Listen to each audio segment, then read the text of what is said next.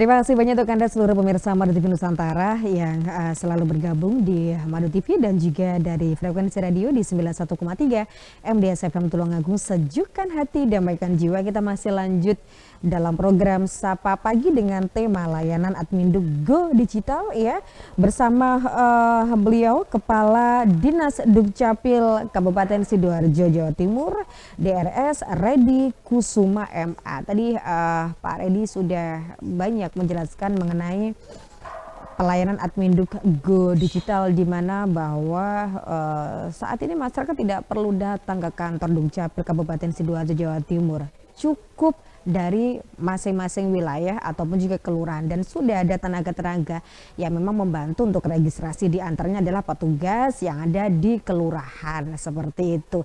Untuk jadinya kapan? 1-3 hari, dan juga ada pelayanan yang namanya Salam 30 menit, di mana saat ini memang Dukcapil Kabupaten Sidoarjo benar-benar menerapkan digitalisasi.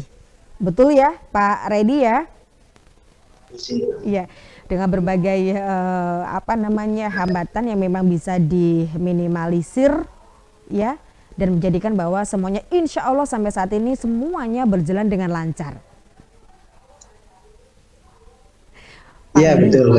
Iya Pak Redi, kalau melihat rata-rata sejauh ini untuk masyarakat Kabupaten Sidoarjo, dari data yang masuk ya Pak ya di Dukcapil Kabupaten Sidoarjo, yang paling banyak itu pengurusan administrasi kependudukan apa Pak ini Pak? Jadi begini, kalau terkait dengan jenis layanannya, itu tentu di KTP ya. KTP paling banyak, kemudian akte kelahiran. Kemudian kalau akte kelahiran ini secara otomatis langsung tercetak kartu identitas anak ya, kemudian baru di akte kematian dan surat pindah. Tapi yang paling banyak lagi justru adalah kartu keluarga, karena kartu keluarga ini lebih banyak varian. Di samping baru ada pisah kakak gitu ya, atau pecah kakak, kemudian ada update kakak gitu, atau proses perubahan elemen datanya, itu yang cukup paling banyak.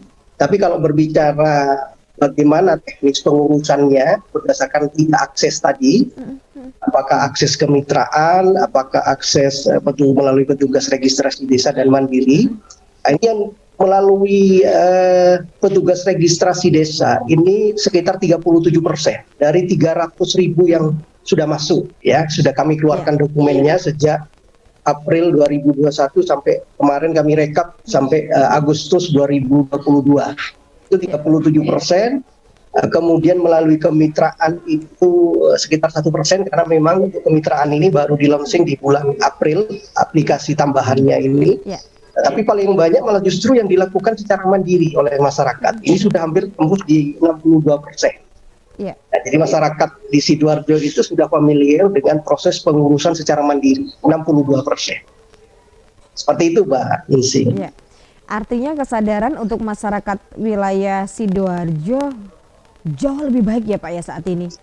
Ya, sementara seperti itu. Kami terus akan bergerak, melakukan sosialisasi ya, dan lakukan jemput bola. Baik, ya. Luar biasa kalau sudah seperti ini ya Pak ya? Iya, betul. Ya. Sementara ini Pak Redi, kita kan memang istilahnya adalah sudah semakin mendekati jelang pemilu dan pilkada 2024. Kalau kita melihat tahun 2024, masih lama tuh, masih 2 tahun ke depan.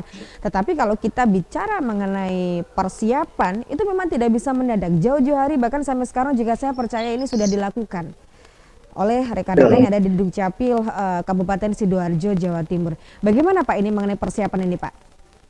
Ya, yang jelas bahwa kami harus memastikan masyarakat pemula ya yang berusia 17 tahun itu harus kami rekam.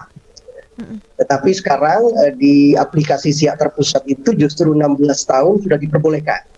Sehingga kami sisir ke SMA ya, ke SMA, ke SMK, 16 tahun kami langsung rekam. Tetapi nanti dicetak KTP-nya itu nanti pada saat di usia 17 tahun. Nah, harapan kami nanti di Februari 2024 yang bersangkutan itu bisa menggunakan hak pilihnya, hak pilihnya. Termasuk juga kita turun ke SLB Mbak Inci, sekolah luar biasa, karena sekolah luar biasa itu punya kesempatan yang sama ya dengan teman-teman atau masyarakat yang normal. Nah, tentu kami juga turun kemarin ke SLB memastikan mana yang sudah 16 tahun, sudah 17 tahun, kami pastikan harus dilakukan perekaman KTP. Sehingga bisa juga teman-teman masyarakat berkebutuhan khusus itu mempunyai hak yang sama, termasuk dalam berpolitik. Iya, betul semua. Karena memang semuanya punya hak ya Pak Reddy ya. Betul. Ya, Pak Reddy, maaf, saya penasaran. Iya. Saya penasaran dengan si anak-anak pelajar, ya kan? Yang memang saat ini untuk 16 tahun memang sudah bisa rekam KTP, tetapi pencetakannya adalah nanti menunggu usia 17 tahun. Iya. Betul begitu ya Pak ya? Iya. Ya, artinya adalah mereka yang 16 tahun ini memang dipersiapkan untuk rekam data saja ya Pak ya, tetapi memang belum mempunyai hak untuk memanfaatkan KTP kan, karena memang belum dicetak. Betul, Bu Nancy. Jadi memang ada kebijakan dari pusat untuk melakukan proses itu, sehingga diharapkan nanti pada saat waktunya, pada saat berumur 17 tinggal mencetak saja. Ya, tinggal mencetak saja. Nah, sehingga ini yang kami harus lakukan terus, bergerak ke sekolah-sekolah, ya, di SMA maupun di SMK, negeri atau swasta. Baik, jadi ini memang persiapannya jauh-jauh hari, agar nanti ketika tahun 2024, data itu semuanya sudah masuk, data itu semuanya sudah valid begitu ya Pak ya, karena persiapannya memang panjang nih, jangan sampai istilahnya adalah ada yang ketelesut, jangan sampai ada warga yang keliwatan, kan begitu ya Pak? Ya betul Mbak Eci. Ya, saya juga baca-baca ini Pak, karena memang saya berusaha juga nih, bagaimana ini pelayanan admin Dukgo digital yang ada di wilayah Dukcapil Kabupaten Sidoarjo, Jawa Timur. Ternyata memang banyak sekali. Di sini juga sudah dijelaskan. Pak Reddy, mohon maaf nih, kalau sekiranya memang masyarakat Kabupaten Sidoarjo ya kan ingin melihat lebih detail mengenai bagaimana sistem-sistem, bagaimana kemudian juga teknis ya kan, itu bisa dilihat di akun sosial media mana Bapak? Ya, jadi kami sebenarnya punya media sosial ya, termasuk timnya yang kepala dinas itu ya, itu bisa di Instagram kita di Dukcapil Sidoarjo, di Facebook, di Twitter, gitu ya. Kemudian di web kita di Dukcapil Sidoarjo juga, kemudian di pelayanan via online pun itu juga semua persyaratan dan form juga sudah ada, sehingga lebih memudahkan masyarakat. Baik, di sini pun saya juga bisa membaca pemirsa Madu TV Nusantara mengenai identitas digital, layanan adminduk digital dalam genggaman. Beberapa poin ada sih, diantaranya ada data keluarga, kemudian tanda tangan elektronik, pemantauan, dokumen dan sebagainya. Semuanya sudah lengkap ya Pak ya. Tinggal bagaimana warga Sidoarjo ini mempunyai Android bisa dimanfaatkan dengan informasi-informasi yang positif begitu ya Pak ya. Betul. Iya. Jadi kalau identitas kependudukan digital ini memang menjadi program nasional, Mbak Isi. Program nasional yang saat ini tahapannya adalah aktivasi ke seluruh ASN dan non ASN. Ya, ASN dan non ASN. Sementara belum dibuka untuk masyarakat. Ini kami di Sidoarjo sudah kurang lebih 2.000 sekian ya, sudah melakukan aktivasi. Harapannya nanti akan mengganti KTP secara fisik. Jadi tidak perlu lagi nanti KTP fisik itu dicetakkan. Jadi kalau hilang, rusak, tidak perlu dicetak, cukup IKD itu, identitas kependudukan digital, tinggal disampaikan kepada lembaga-lembaga pengguna, apakah di tempat-tempat layanan publik dan sebagainya.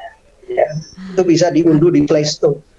Iya, artinya ke depan tidak usah bawa KTP atau tidak usah bawa administrasi kependudukan apapun itu yang berupa fisik kemana-mana ya Pak ya, cukup semua file ada di HP.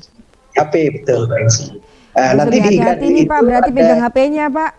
Iya, betul. Karena HP-nya juga harus tidak boleh terlalu canggih tapi tengah-tengah.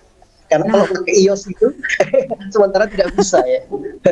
Sementara tidak bisa, tapi nanti akan difasilitasi oleh Kemendagri. Jadi ada perbedaan begini Mbak Eci, di IKD itu kalau kepala keluarga itu secara otomatis data anggota keluarganya dia muncul di situ.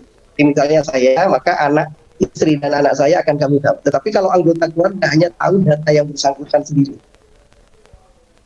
Di data keluarga itu. Jadi kalau dibuka di HP itu, saya contohkan kalau misalnya di sini. Iya, ya. Boleh Bapak, monggo silakan bagaimana nih contohnya? Jadi, ya, kelihatan ya, oh ya di sini ya, nggak bisa langsung memang ya. Ini HP saya, identitas digital, saya masukkan PIN. Nah ini Mbak Insi. Iya. Ya. Agak anu ya. Biar tidak agak ngeblur. Ya agak blur ya. Nah ini data agak anu ya. Iya. Nanti berarti masyarakat semuanya pelan-pelan juga menuju ke sistem ini ya Pak ya, semuanya. Betul. Nah, mudah-mudahan kami berharap secepatnya kami ini lagi terus bergerak untuk melakukan aktivasi ke seluruh ASN dan non ASN. Dan kemudian setelah itu baru masuk ke lingkup perguruan tinggi, karena kalau lingkup perguruan tinggi ini kan pasti sudah pegangannya smartphone ya, pasti Android gitu ya. Nah, sehingga setelah itu baru langsung ke masyarakat secara sehingga ini sebagai pengganti KTP fisik. KTP elektronik fisik memang lebih canggih ini, tapi juga harus lebih hati-hati ini. Kedepannya memegang semua file-file dokumen kita ya, Pak Redi ya kalau sudah begini ya. HP itu juga kedepannya juga harus lebih hati-hati. Semua data di sini. Betul. Ya, baik Bapak, kita break lagi ya. Kita break dulu nih. Nanti kita akan membahas lagi mengenai pelayanan admin Go Digital yang memang sebetulnya Go Digital nantinya kedepannya secara nasional akan diterapkan di seluruh masing-masing kabupaten atau kota. Tadi seperti itu yang disampaikan oleh beliau Bapak Redi Kusuma MA. Baik pemirsa Madu TV Nusantara, kita break dulu, jangan kemana-mana, nanti kita lanjut lagi di program Sapa Pagi tentunya masih dari Madu TV Nusantara.